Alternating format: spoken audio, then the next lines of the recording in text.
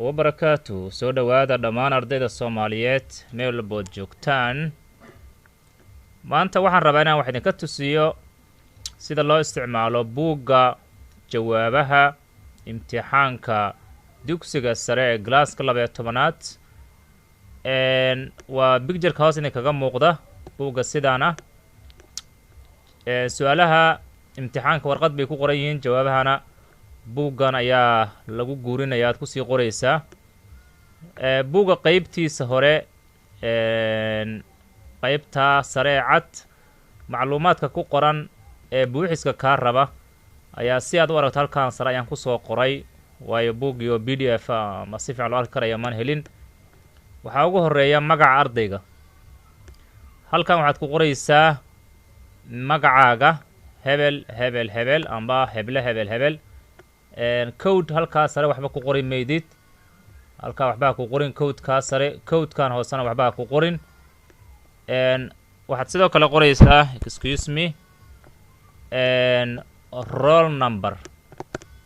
waxaad qoraysaa roll numberkaaga, kaarka lagu siiyey numberka ku qoran ayaad halkan ku qoraysaa. dugsiga ardayga, dugsiga aad ka timiday ma aha midka aad ku gelaysa, ma aha halka aad ku gelaysaa qorin. markaad halkan joogto dugsiga ardayga kaad dhiganaysood ka timid halkan ku qoraysaa. xarunta halka aad ku gelayso waxay u badan tahay dugsigii aad dhiganaysa inaad ku gelin, aad ku gasho xarumo kaleeto sida iskuulo waaweyn, jaamacadaha inaad ku gasho. tusaalehaan haddii aad joogto Holwadaag, Xamar, aad ku gelayso dugsiga sare ee Hayaan, xarunta halkan Hayaan ku qor. ama jaamacadda aad ku gelayso magaceeda, hadba xarunta aad ku gelayso magaceeda qor. fasalka xaruntaas qolka aad kaga sii gelayso, qolka aad ku jirto banaankiisa warqadda ku dhegan fiiri numberka ku qoran. haddii 1 qolka glass 1 glass 2 glass 3 hadba wuxuu yahay fasalkaas aad ku jirto. markaas maadada maalinka aad gelayso qor. halkan code-kan waxbaa ku qorin. markaan idinkugu celisho code-kaas sare waxbaa ku qorin, code-kan hoosena waxbaa ku qorin.